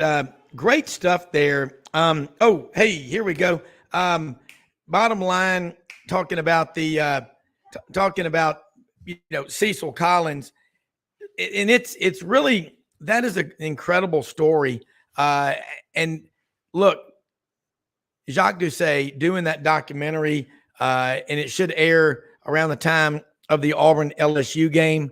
That'll be really good viewing. And again, applaud, hats off to your local journalists and people that are out there doing the stories and bringing these stories to light, because David, we just had Jacques Doucet from WAFB Channel 9 in Baton Rouge talking about Cecil Collins, and a documentary he's doing should be aired around the weekend of the Auburn LSU game. He went to prison for 13 years and he's out now, and he's an electrician, married.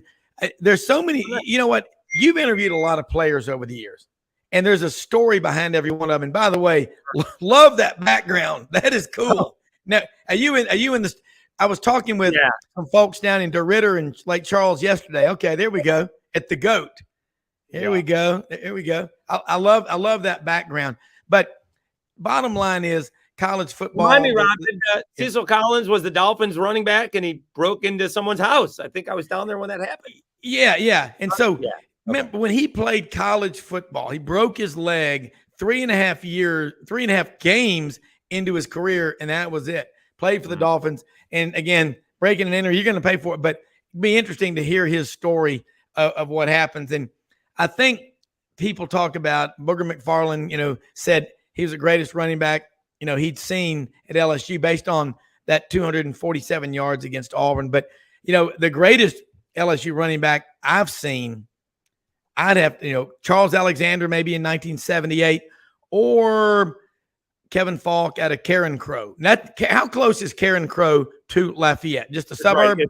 It's right here. It's the next town up. Yeah. Yep. Yeah. The next town with great food. So people who don't know, right? Kevin Falk is the one who turned the LSU program around. All right. Before that, no one from Louisiana was going to play for LSU, but he was a legendary high school football player. Yeah. And he was finally the one who said, you know what? It's now cool to go to LSU if you're from Louisiana. So he started those guys. That's why guys like Booger McFarland ended up going to LSU. And so he was the one who turned around. So sometimes he gets overlooked because of, recency bias in terms of, Joe Burrow's the best, or Leonard Fournette's the best, or at the time, Darius Geis is the best. But really, Kevin Falk is where the recent, LSU history kind of starts. He's pre-Saban, but he made it as cool as it could be to go to LSU. Yeah, and he's the nicest guy. And as a Patriots fan, I'll tell you a story. He was the coach of his high school football team before he joined LSU, and they go out and celebrate. And I'm like, I'm having a post-game beverage with Kevin Falk. This is about as cool I don't know if I'll ever be able to top this outside of, a beverage with Rob Browne, but I'm actually having a beer with Kevin Falk. I thought that was the coolest thing. Yeah. And he had a long career in the NFL. And, we did, you know what? I'm a big Bill Belichick fan because of the excellence. I mean, I just respect the hell out of somebody who can win like that. Now, obviously, since Tom Brady's left, it's been different. Gronkowski's gone. Let's talk Patriots here for a minute. Oh, because fans love dynasties. They set the bar. Right? Yeah, they do. Well, I love them because I like seeing the process. But 6 Super Bowls for Bill Belichick, and he's played in multiple more, than that. But what does the future look like for the Patriots, and why is it so hard? I mean, Mac Jones. He could be the guy. It took him a long time to catch on at Alabama. And in the NFL, where do you rate him?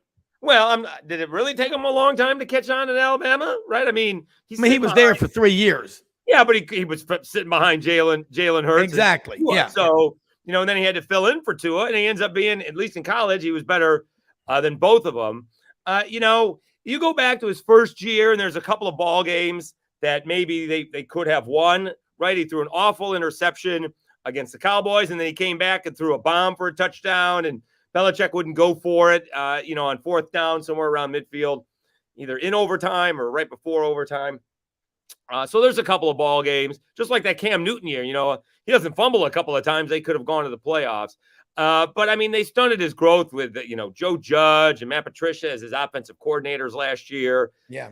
Their offensive line is a little bit of a mess. They do running back by committee. Are they on in DeAndre Hopkins sweepstakes, right? He can't draft a high wide receiver for some reason. So, there are issues. Defensively, they're really good, but can they put up, you can't win games in the NFL anymore 17-14. You kind of have to win them, 28-24. And so can they put up a bunch of points to keep up with the Joneses, so to speak? And Mac got a little frustrated last year because he was getting the blunt of the blame when maybe it could have been on other people. Yeah. Or at least shared responsibility. Yeah. Yeah. And the NFL, the one thing compared to college, the more you win in the NFL, the lower you draft. You go down. So you better be good with free agency and going and finding guys. But the Patriots, what they've done under Belichick that I see is he takes guys that maybe are off the radar and undervalued by the general, and then player development with him is everything. Yes, but that's great.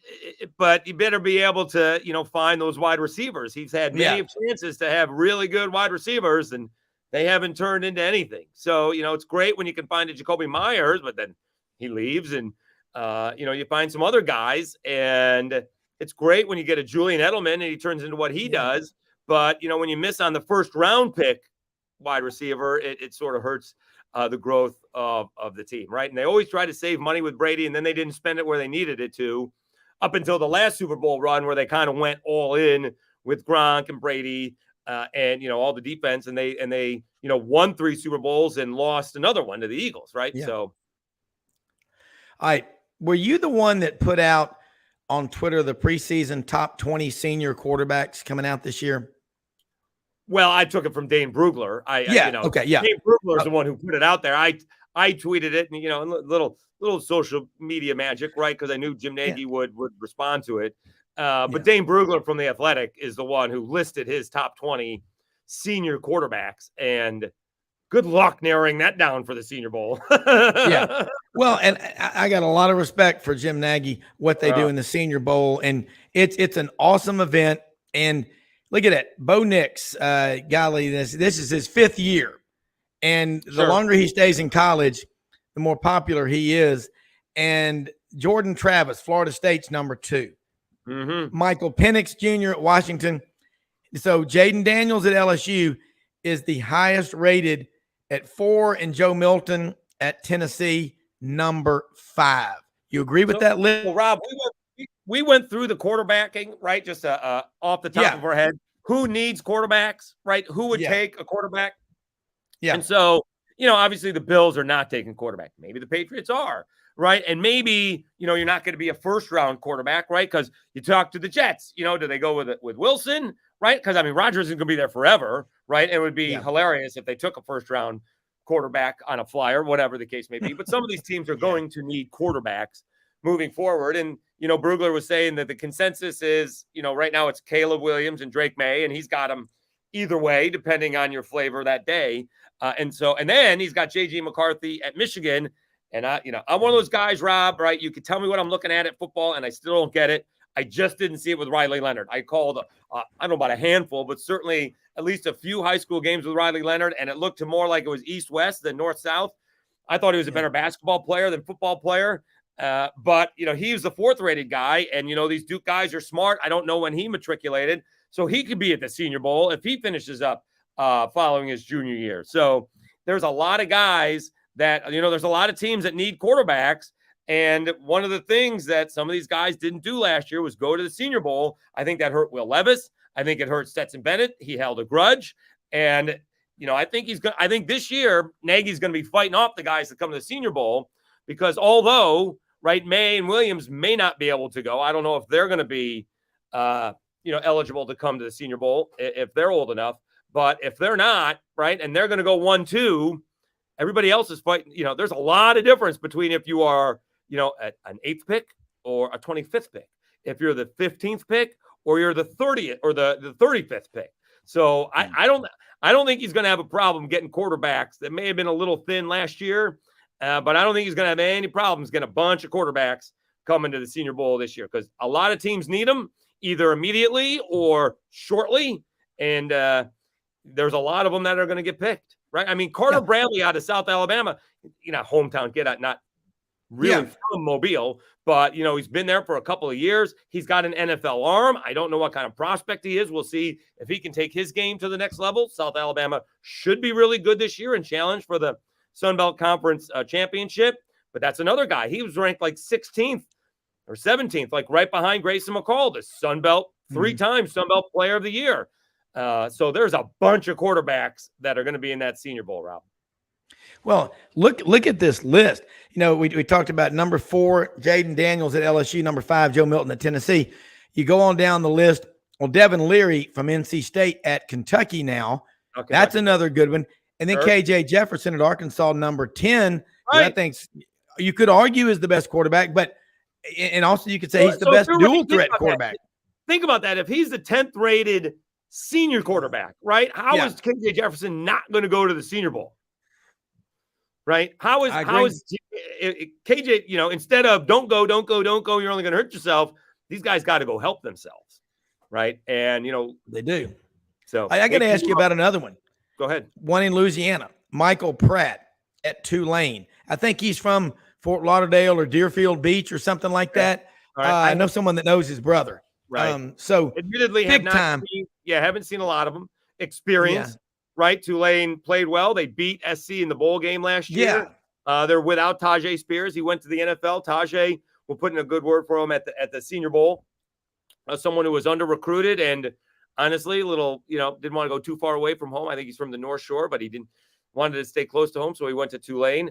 But they open up against each other, Rob, Tulane and South Alabama. I think we've spoken about this before. Rob, can you have a trap game to open up the season?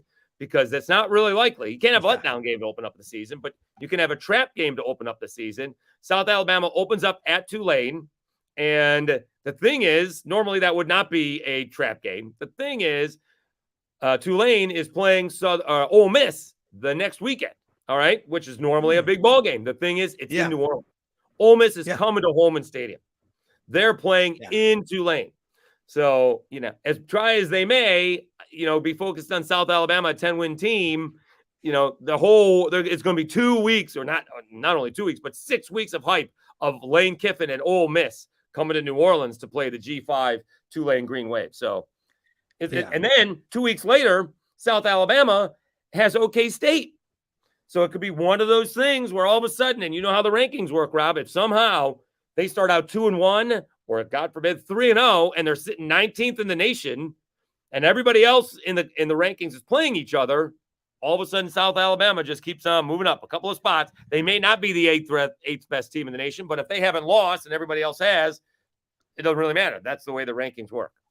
Well, they won 10 games last year. They got their own stadium, and they're building a program that God, that will be a hell of a game for a football fan who appreciates the game. South Alabama, Tulane, definitely want to watch. I was conference. I was told it won't be a trap game because they lost to Southern Miss last year. They already had the trap game, so they're going to learn from it. The difference is that Will Hall, the head coach of Southern Miss, was the Tulane offensive coordinator. So he may have known a thing or two about what they were doing. So a little bit different, but I hear what they're saying, that South Alabama won't be a trap game because of the Southern Miss experiences, which they beat Tulane last year. Remember South Alabama at UCLA in the Rose Bowl last year, went down 32-31. I mean, if they look, UCLA last year won 9 games. It's a pretty damn good team. That would have gone down as the greatest road win, maybe the biggest win in program history for the Jags. Well, then they beat Mississippi State. Yeah, because it's an SEC school. That trophy's bigger. Yeah, you're right. Yeah. But it certainly would have been a huge, notch in Kane Womack's belt, and that's a game they should have won. So he's a big believer in, you can't believe you're going to win, which is just belief and hope and faith. You have to expect to win. Yeah, they were in a bunch of close games last year. As much as they won 10 ball games, UCLA was a tussle.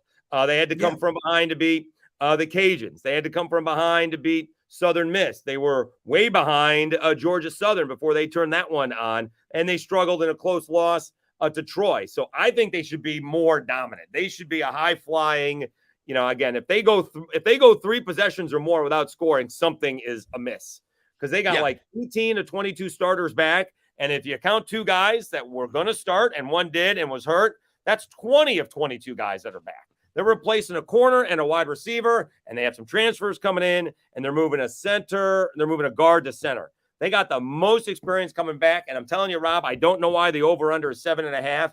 You got to get a little bit more on the Hams beer. You got to put a little bit on South Alabama going over the number. You can improve to Meisterbrow, and you'll thank me for it. Mr. Beer. Oh, boy.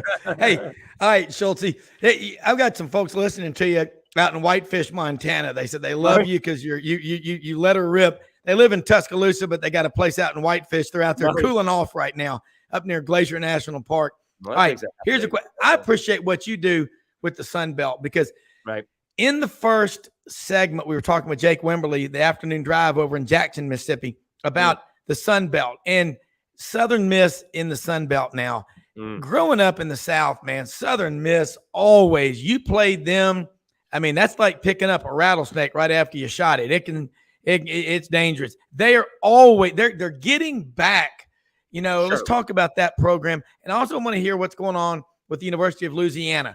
That's your program that you're right there covering, because why can't that conference own Thursday nights on ESPN or something like that? Because a lot of the schools don't want to play it. This is the year, right? Again, South Alabama could be one of those New Year's 6-day bowls. They could have a Cincinnati type of season. They could have a UCF type of season. Even if they lose one of those 2 first 3 ball games, they could still be highly rated this year. All right, about Southern Miss. The first thing about Southern Miss that I learned is they kind of have their own fan base. It does not revolve around Ole Miss or Mississippi State. That is different than the other states that I've lived in, right? Most Cajuns fans, believe it or not, are LSU fans. There is a small minority of Cajun fans that are not. They do not like LSU, but most are LSU fans. You go to Mobile, and you have Auburn and Alabama fans and the South Alabama fans, and half of them are Auburn fans, half of them are Alabama fans. South Alabama will rotate their final ball game around the Iron Bowl. They will move the game depending on the time of the Iron Bowl, so they don't compete with it. All right. Sometimes you can't move it too much, but they will play on a Friday to avoid it playing on a Saturday. So Southern Miss, they have their own fan base, right? You saw them out for, packing the Super Regional against Tennessee. Football wise, they did a good job of coming to, it was in Mobile, actually. Frank Gore Jr. led the squad. And so they have their own little fan base, which is I'm really impressed with. So there are other teams like that in the Sun Belt. Marshall is probably one of them. App State has a solid fan base in North Carolina. Georgia Southern has their own little fan base. Okay. In terms of the football, this is like the story of everybody. They need to find consistency at the quarterback. Will Hall was in and out with different quarterbacks all year last year, and they were turning the ball over. right? Frank Gore Jr. a couple of years ago, was it the COVID year? Maybe it was the year before the COVID year. Like they had all the quarterbacks were hurt or out with COVID, and he was a super back, and he actually led them to 2 victories. Frank Gore Jr. took the snaps, and they won without a quarterback. And he came back to school, so maybe he's getting a little NIL deal. Hopefully, right? It's not probably somebody who needs it with Dad's long NFL career, but hopefully somebody in Hattiesburg is taking care of him. And we'll see. I think it has shifted. The power has shifted. It used to be Coastal Carolina, App State over in the East, but now I think the power has shifted in the West with Troy winning the conference championship. Southern Miss is there. We'll see if the Cajuns work out their quarterback issues, and then you have Southern Miss is right there as well. You do have ULM and Arkansas State, and Texas State is bringing in a new coach, which could be good as well. But I think you got 4 teams in the Sun Belt West, and it's going to be really tough to win that division. Yeah, it is going to be a rumble. And speaking of rumble, I want to say rumbleboxinggym.com, one of our sponsors. Check them out on the website at sidelines.live. We'll be there tomorrow visiting with Ann Camp Lee, the owner, and the staff. Open every day of the week, rumbleboxinggym.com. Sunbelt Conference, what I love about it, they have fun, Dave. I mean, hell, my wife she's right. She goes, Auburn fans, and, Mallory, our oldest, went to Alabama. If they don't win by enough, the fans are mad. I mean, Right. I want perfection, but my wife has evolved for life. She goes, man, we've been through hell for the last 15 years. And she goes, Auburn fans in Alabama, y'all get mad when the other team gets the ball. And I don't think people appreciate what I'm saying, but you do. You cover Louisiana. You covered South Alabama, Southern Miss. There's some damn good football. And you're right about Southern Miss. They have their own. I mean, life revolves around the Golden Eagle program. And I think people spend, what's that line in the Sheryl Crow song, a great singer from the Missouri Boot Heel? It's not having, not wanting what you've got. It's wanting something else. I think these Sunbelt schools, I think that, Rob. but I think the Sunbelt schools just have a lot more fun and enjoy going to the damn games and seeing everybody. Look, I want to win in everything. I'm very competitive, but it gets to be ridiculous sometimes, the bitching, the moaning, the whining, the BMW culture that we have created in America with sports. I mean, Dave, you do a show every day. You always find something good to talk about. Well, I appreciate here coming up from the minor leagues, right? We get better access from the G5, right? Like I might be able to get Jay Johnson on my show. I should be able to get Jay Johnson on my show. To be honest with you, I haven't tried, but I got Matt Diggs on my show. He's the head baseball coach of the Raging Cajuns baseball team because he had a couple of guys drafted yesterday and no problem, right? We're going to the SEC media days. I might get 3 or 4 coaches on, maybe, right? And not one of them is going to be Nick Saban, right? We're hoping for Brian Kelly. But at Sunbelt Media Days, guess who I'm going to have all the coaches on. I'm going to have all the players because you know what? They appreciate it, right? This is their opportunity to get a little exposure, which they may not get throughout the year. So who's going to come on my show in SEC Media Days, right? Maybe Zach Arnett, Mississippi State, right? I'm lucky if I get Hugh Freeze, right? Nick Saban's not coming on. Jimbo Fisher's not coming on. They don't really need it. They kind of see this as a pain in the backside. Lane Kiffin ain't coming on my show. If I'll be lucky to get Billy Napier, that's only because I know him, right? So hopefully he'll come on because I'll be on the radio in Lafayette. So it's a bigger deal when you get the access to these guys, and they're all trying to climb. And I had a really good conversation with Jay Ladner from Southern Miss, the basketball coach. He said they did a preseason meetup at one of the bars in Hattiesburg, and he's telling me they got like 6 people there, right? They did a pre-Sunbelt Conference tournament get-together there. They had 300 people there because they had one of the best turnarounds in college basketball. And so that's what this stuff is like. You get some off the record conversations after they come on the podcast. Marshall's coach, Charles Huff, and they're just talking back and forth like you're having a real conversation, right? They all know more than I do, but they wanted my opinion on some things, and it's good to have these back and forth with the coaches and know that they can laugh at themselves, right? It's a lot of fun. Quickly about the Cajuns. Quickly about the Cajuns football. It's all about the quarterback. Their quarterback last year, Ben Woldridge, went out with a ACL tear in practice, nonetheless. Then Chandler Fields, the other one who was experienced, had an appendectomy. So Zeon Chris took all of the snaps in the spring, all of the snaps. Yeah. Now they're saying Ben Woldridge may be back sooner than expected. So we'll have a quarterback battle here in Lafayette. We'll see if they go with a veteran or they go with a kid. I presume if Woldridge is healthy, they're going to go with him. If he's not ready, do you go with the experience of Chandler Fields or the young and up-and-coming Zeon Chris? Yeah. And let me just say this. You talk about access to these coaches, and the coaches at some of these SEC schools look at it as the pain in the ass to deal with the media. That's why I don't have any sympathy for them when they're getting criticized and raked across the coals. You know what? Don't ever forget. And typically these coaches have had to work their way up through the ranks. Don't ever forget to spend time giving back. That is Dave Schultz, Schultzy Cast, the Sun Belt, the Sultan of the Sun Belt, proud Q's Nation man living in Lafayette, Louisiana. Oh my God. Listen, I'm going to tell you something. We got the greatest group of guests and sponsors on the planet. Don't ever miss an opportunity to say you live in the greatest country in the history of the world. Check him out. He's all over social media. We run out of time. We got about 10 seconds. Until then, have a great day. We'll see you in the morning. Thanks for listening.